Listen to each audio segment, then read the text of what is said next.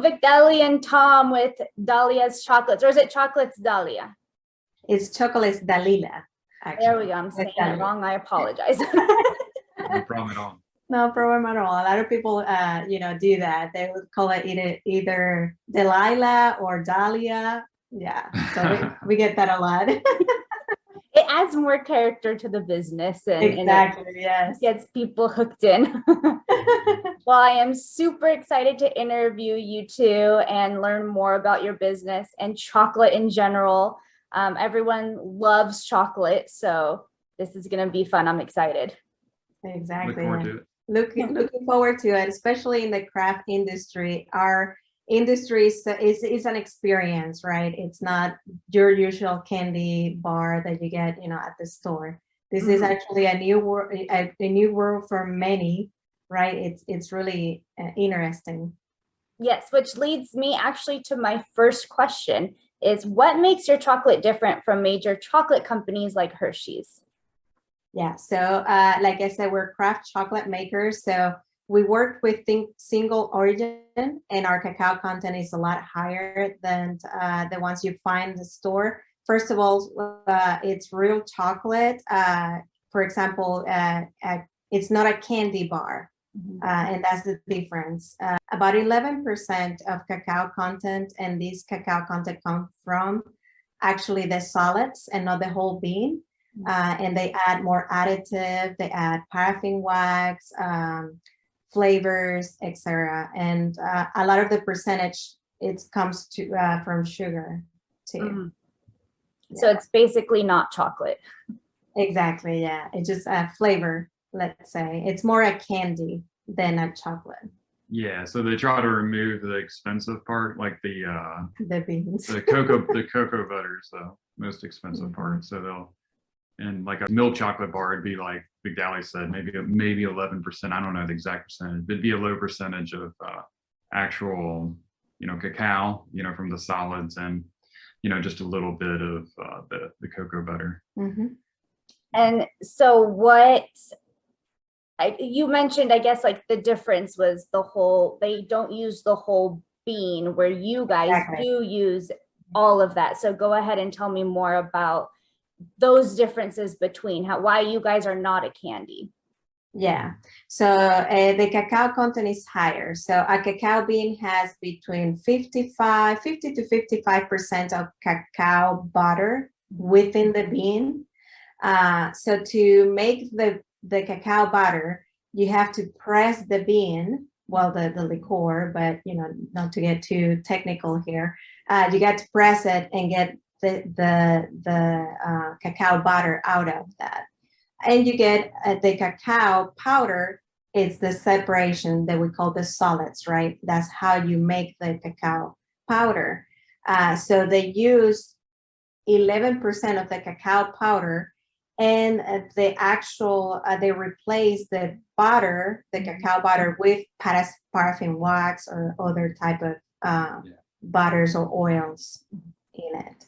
So we use the whole bean, and with that, we use the solids plus the butter, and we also add a little more butter, and that's the most expensive per se part of the cacao. It's the butter. Yeah, and maybe they use some of the whole bean. So we don't know exactly. Yeah, exactly. If anybody researches their bar and kind of the ingredients on the internet, you can see that there's a lot of different ingredients, and we use a cacao that's a high level of quality that you don't have to do that, right? It is higher cost. Our procedures is more labor intensive, producing on a micro batch level like what we do. But you get a much better product, a much better end product. Because doing craft chocolates is the terroir, where each bean has their own terroir, you can taste the origin, and that's where the experience comes, into part. A lot of the commercial, let's say bigger companies, they use the same protocol, but then they have to mix this in flavors and things like that to make that unique chocolate taste that most of the people are familiar with. Yeah, one thing I'll mention to people, it's kind of like if you go to a Starbucks, it no matter where you go, it all tastes the same, right? And they're roasting in such huge quantities that you don't have full control over the process. So they tend to be over roasted to try to give a uniform flavor no matter where you go. It's like that with chocolate too. So yeah, if even if you get let's say a Lindt bar at maybe a Kroger or a grocery store that says 70% dark chocolate or 80% dark chocolate. One, typically they are using a commodity grade of cacao, which would be the lowest grade you can get. And they're going to be producing in such huge batches when they're roasting. There's just no way you can have the level of control like you would doing on a kind of a micro batch level like us. And it's very similar if you use a local roastery. So for example, the Tomball Farmers Market where where we sell at, if you've gone to District Roasters or Purify, they're able to roast and do specific profiles and really express the inherent flavors and the coffee bean that they're doing. Whereas a Starbucks on the level that they're producing, there's just no way to do that. To control that, yeah. So we're all about quality. And because of the quality we use, we're not having to add things like vanilla, other, and vanilla can be good, but I think a lot of times it's used by the large companies to kind of cover up the fact that they're using a lower grade of cacao. Yeah. No, and like you said, I've tried your guys' chocolate and I tried to make it last until today and it did not. It is actually so good. It is better than anything I've had as far as, like you said, candy goes, right? And I personally love chocolate. And so does my mom and stuff. So I was like, yeah, I'll ship it to you. And I never did. So and because of the high content of cacao, you can get the full benefits of it, right? Cacao, it's really rich in calcium, antioxidants, magnesium, and it has actually a natural stimulant called theobromine, which is really good for you. So it gives you that energy, healthy it's energy. more mild than caffeine. Yeah, which is exactly my next question, which is what is the benefits of chocolate? But go ahead and dive a little bit more into what you said, the theobromine of that. The theobromine. That's the scientific. That's a natural stimulant. Right? Yeah, that's a natural stimulant. So it kind of gives you energy, but it's mild. It's not as caffeine, right? So it's actually better for you, I would say. Yeah, it's much more mild. So in chocolate, there is a very small amount of caffeine. I don't know the exact amount. I think it's a third or less compared to coffee. So you do have a tiny bit of caffeine, but it's not enough to where you're going to get jitters or anything like that. And then theobromine, it's got natural mood enhancing properties to it, and it's kind of it's a stimulant without kind of the negative effects like caffeine has. That's interesting, especially because my whole page is about prepping and stuff, and my husband used to be in the military, so he was like, yeah, why don't you talk about chocolate? And so then when I saw you guys at the farmers market, I was like, oh, that's perfect. And so a lot of people say, like within the prepping community, how to add chocolate bars because it's a great mood boost, boost morale, especially if you're stuck eating really bad food because there's nothing out there. And then also it's great for enhancing your energy or give you like those calories to get you from point A to point B. However, a lot of people are probably thinking, oh, let me going the cheap route. They're not going to have all of these additional benefits for it as well. That's right. So. That's right. And you're really going to want to do a 70% or above. So even with a 70%, so what that means is if you get a 70% dark chocolate, 70% of the weight of that product is going to be from cacao. And then so that remaining percentage, in this case 70%, 30% is going to be from sugar. sugar. And so the higher the percentage you go, the lower the amount of sugar you're going to have. So if you go above 70, at 70, if you try eating, too much, you're going to end up getting too much sugar. So if you're trying to avoid sugar, if you can, get up to like an 80%, you're going to be better off. We even have customers that eat our 100% bars. So that's a little high for me just for eating the chocolate. Some people will do it though and say they'll take a 100% cacao bar that we make, but they'll put like a dried date or something like that on top of it, something natural that's going to give it the sweetness so that they aren't getting any cane sugar at all. Yeah, but chocolate, it will be it's like a superfood because it's non-perishable. You get a lot of benefits. It has more calcium than milk, and it has more antioxidants than blueberries. So it's very beneficial if you can get to that 100% per se, or a higher content of cacao. And you can also use it as a drink, so you don't have to eat it. So like our 100% we sell as ceremonial cacao. So cacao before it was used the way we typically eat chocolate in modern times was used in ceremony and as a drink. So like our ceremonial cacao bar, it's 100%, cacao. You can eat it, but we've got instructions to prepare it like it would have been prepared back in the day, in those days, colonial times, I guess. That's awesome. I had no idea. I mean, like, I know that chocolate is described as like the food of the gods or whatever, but I had no idea that it was used as like a ceremonial thing. I thought it was just a fancy thing like caviar or something. Yeah. Yeah.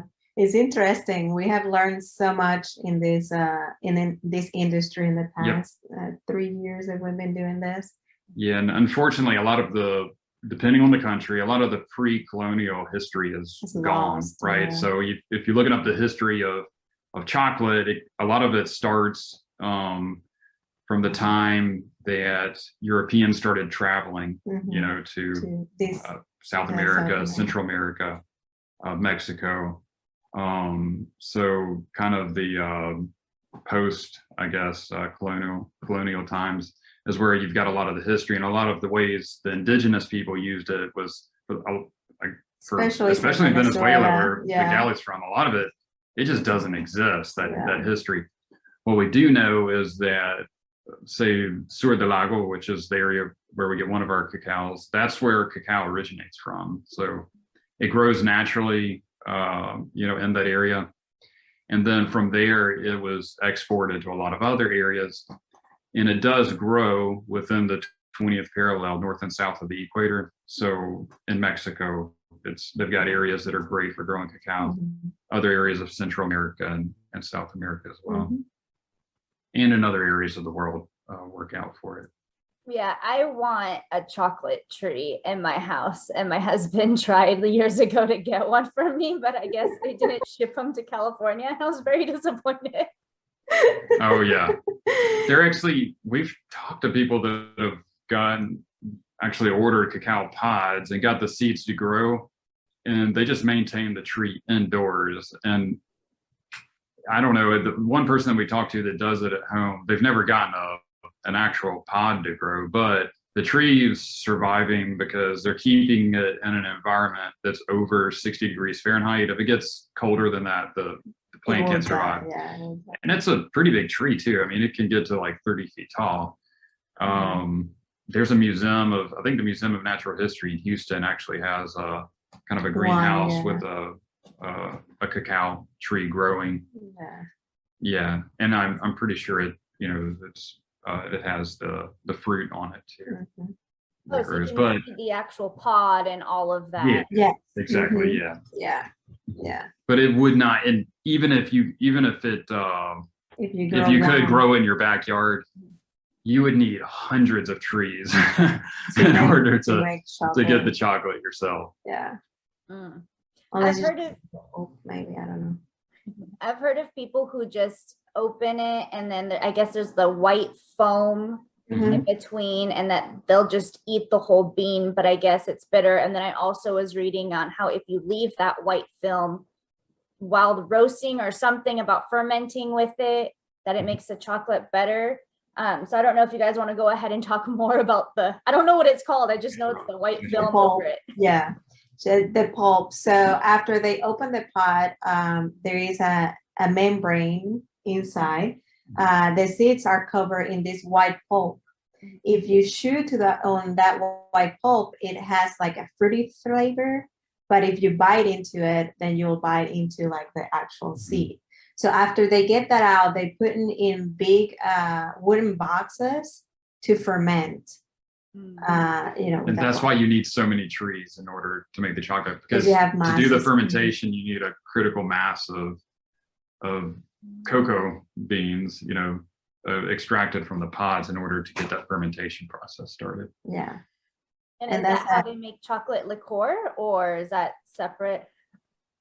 Yeah, so after you go through, so they'll first harvest all of the pods when they're ripe, and then extract the inside. So that's the beans or seed with the pulp around it, and then fill up the big wooden boxes like Dalila described, and go through a fermentation process that usually lasts about 6 or 7 days. Yeah, because so the reaction that happens in the box is exothermic. So you're releasing heat, and depending on which heat where they wanted to have it, that's why it is 7 days, but it is 7 days of staging it. So at the beginning, it's anaerobic, the process, so no air can get into it.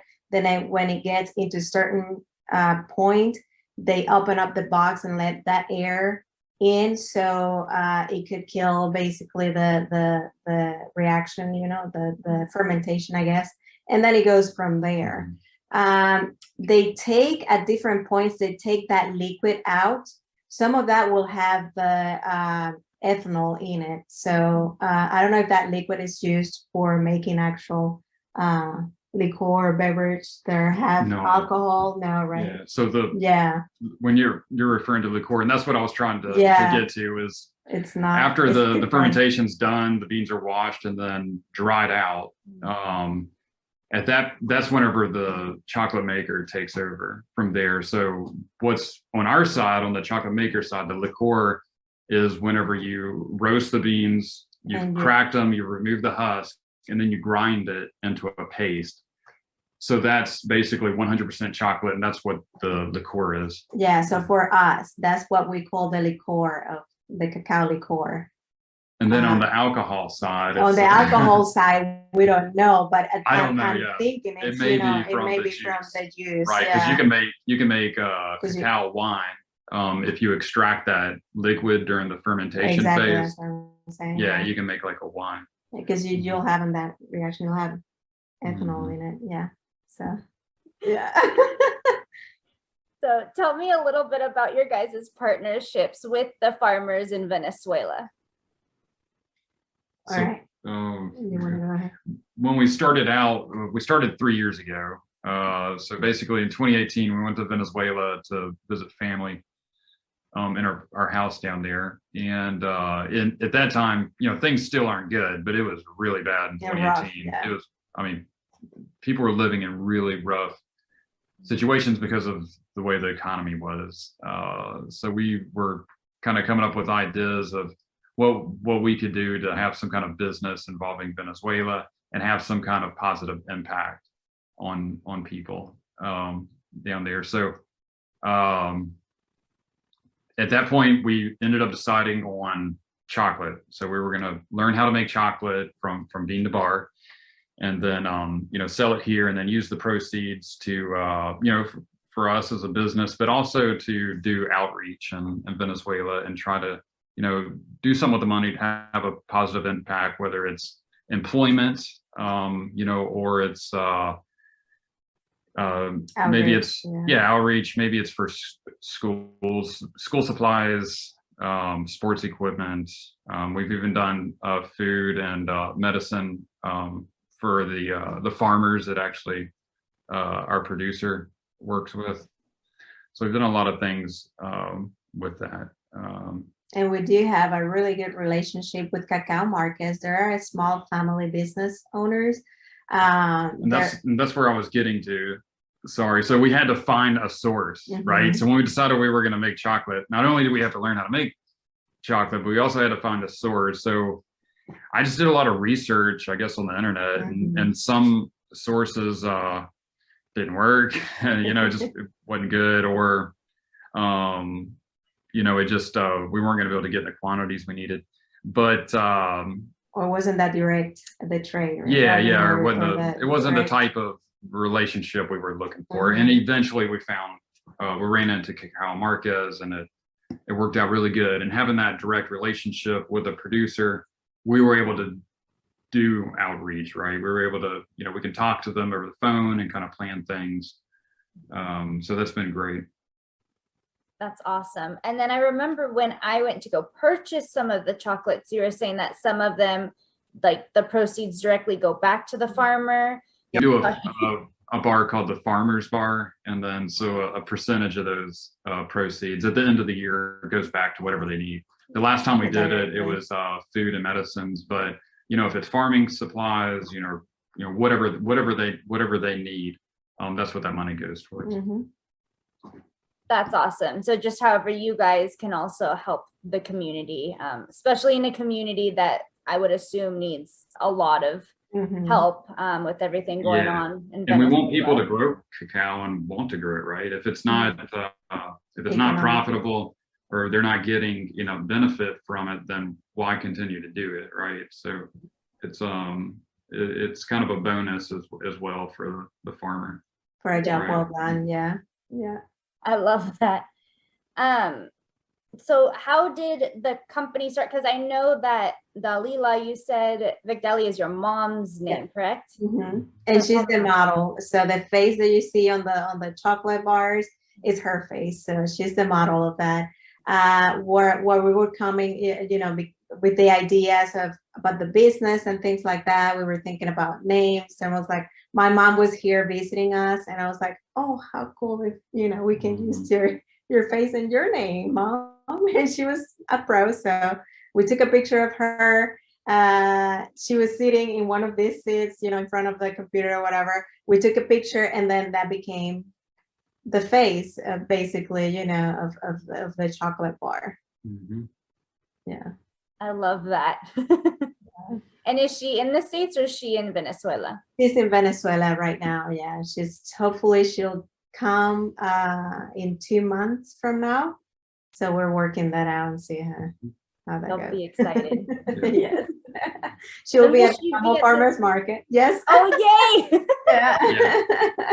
I'll be sure to take a picture, and then I can post it on my Instagram and tag you guys. Cool. Yeah, that'll be cool. So hopefully everything goes well and she'll be able to come and visit.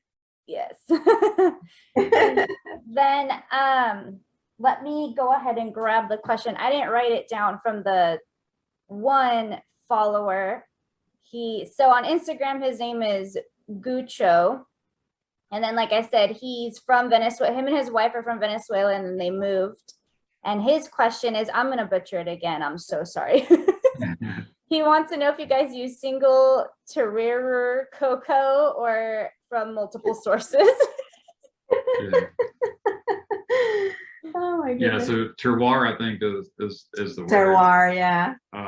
But yeah, so we've got our Sur del Lago. So for he'll know exactly what we're talking about when we say Sur del Lago. So Sur, south, El Lago, it refers to Lake Maracaibo. So south of the lake, Sur del Lago. So that's one of our origins, and just south of the Lake Maracaibo. And we also have one called Carinero, which is in the north central part of the country. So he'll know where Barlovento is. So it's in the Barlovento area. And they've got very different terroirs as well. So the Sur del Lago has got more of a tart, fruity flavor to it behind the chocolate, and then the Carinero, it's kind of, for me, it's even harder to explain, but it's the opposite of the Sur del Lago. It's kind of a nutty type taste to it. And what makes that kind of chocolate special compared to like other cacao? One is there's several varieties of cacao. So commodity grade cacao that they use, for example, is a Forastero. And Forastero can be great. It can be great, but if it's grown and then harvested properly, fermented properly, it can be really good.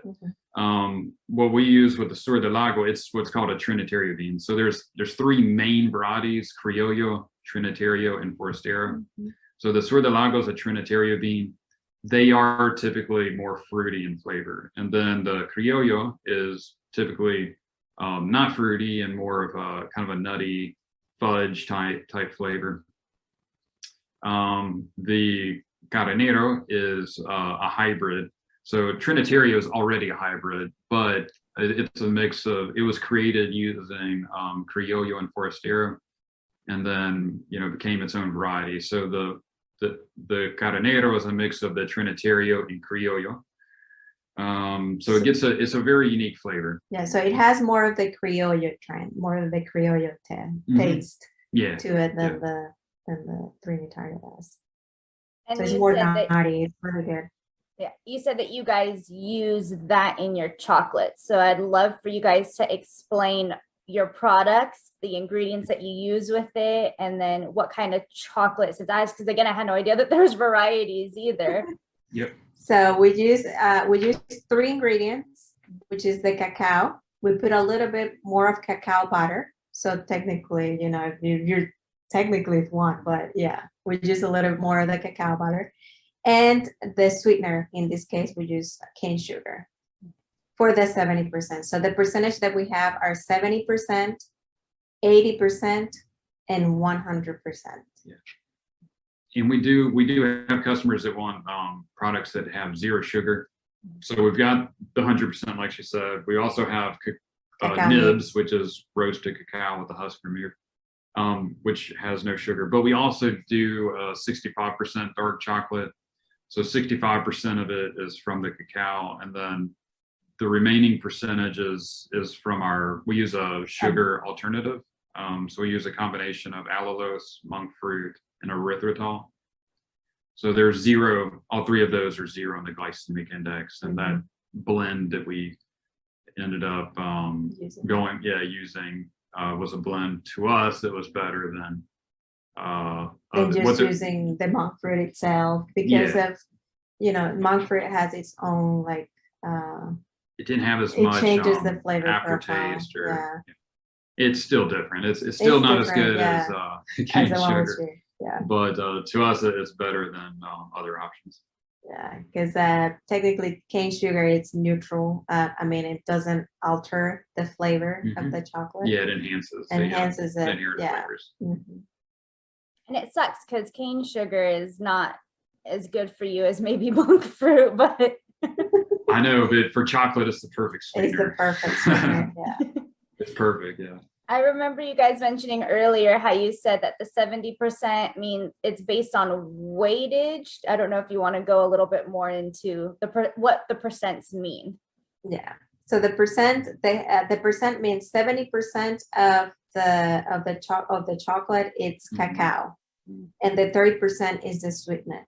For example, if you have a bar that it's 50 grams of that, how much sugar? 70%, 30% of that 50 grams is sugar. So when we make our batches, if we've got I don't know, 10 kilos or 10,000 grams of cacao, we'll go ahead and break out the percentages we need to make a 70% dark chocolate. So if the whole batch is 10 kilos, then 70% of that 10 kilos is going to be a combination of the cocoa beans and a little bit extra cocoa butter to make it easier to work with. And 30% of that weight will be sugar. That's really interesting. And so then I guess the binder in the 100% cacao would be the butter, because that's considered the cocoa part, right? Or no, in that one we don't use extra butter. That one is just the 100% is just the bean. So we've roasted the bean, we've removed the husk, and then we've got a machine that grinds it. So basically it's got granite wheels and it rotates. So we let it break down in the machine for about 24 hours. When you eat chocolate, you shouldn't be able to detect any of the particles. So those granite wheels over the 24 hours will break down the particles to less than 20 microns. Yeah, to a really small level, so you can't detect it with your tongue. That's interesting. That I didn't know. I did try. I bought 2 bars, the one with the nibs inside of it, and that was my favorite one. And I can't. The other one is the one that you described as being like a wine. Wine taste. Yeah, so that one works really well with that's a Sur del Lago, and that has the same astringency as a Cabernet. So it pairs really well with it. And besides that, Sur del Lago has a lot of the flavor notes that you get. It's fruity, so it goes really well with that red wine. So again, like I said, I like my alcohol. And then the Carenero, if you would try the Carenero, it has more of the nutty flavor, like I said before. So it pairs really well with like a rum, a dark rum, or like a whiskey, or you know. Yeah, that's one thing. If since you like alcohol and you like chocolate, you can have fun with them by pairing them. Like if next time you get our Sur del Lago, try like a Cabernet and see how you like it together. The Carenero, to me personally, I think it doesn't go so well with a wine, but it is really good with like a whiskey. Or a dark wine. And we've got people that will get like a milk chocolate from us, and then they think it pairs really good with a beer. So it's you can play around with. So our dark chocolates are dairy-free, gluten-free, vegan. We do have 150% dark milk chocolate. That one has dairy. That one is the only one. We make that has dairy. And we do a homemade toffee covered with chocolate. So that it takes butter. It takes butter, to make. So that one, that's right. That sounds delicious. Well, are the only 2 that are that they have dairy. Because because the butter with the toffee. But technically, your dark chocolate should not have any dairy products in it. It should only be the cacao and the sweetener. Yeah, and that's something you got to be careful with, because if you're just buying a dark chocolate at the store, really check the ingredients, because it might say dark chocolate special, dark chocolate, or whatever, but you look on the back and it's actually got maybe dairy or soy or something like that. So, or lecithin or other so just because it says it's dark chocolate, that doesn't mean that it's the good kind, right? You just have to always check the labels. If you're buying from a craft chocolate maker like us, if you're buying a dark chocolate, it's not going to have anything else. Like that. So there's some locally here in Houston. I don't know if have you been to Tejas before in Tomball? No. The barbecue? No, I haven't. I can only have chicken and fish because I'm allergic to beef and pork for some reason. They make their own chocolate like we do. Yeah, they started as chocolate makers too. There's one called Socola as well. So there's not a lot of us here in Houston, but there are a few different options. Yeah, and for our craft industry, it's the chocolate industry. The craft chocolate industry is actually growing, and I'm happy for that, because we really are helping the cacao community. Right now we're so small compared to the big industries, but with what we do, we try to do fair trade or ethically sourcing, things like that really help directly the farmer. Like he was saying, if it's not economically effective or viable for the farmers, they're not going to grow cacao. So we want them to grow the best cacao there is. So we want to have a economically viable source for them. So do you guys ship all over the world, just in the US? In the US. In the US, Yes, just the anywhere near. US. I Yeah. hope you Awesome. enjoyed We Awesome. ship And this just in the episode US as much and as I did. Remember, it's if you best are if you get, interested because in chocolate Houston is so hot right now. go It's ahead best and if follow you them get at it during the colder month. chocolate.dalila But we would on we Instagram.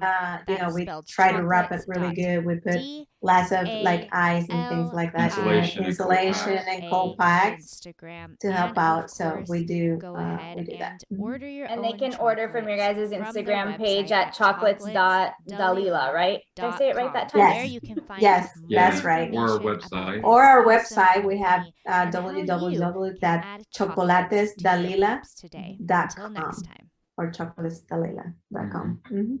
Awesome. Well, thank you so much, you guys, for your time. And I had fun. So Look forward to seeing you again in Tomball. Yes, yes. Thank you so much.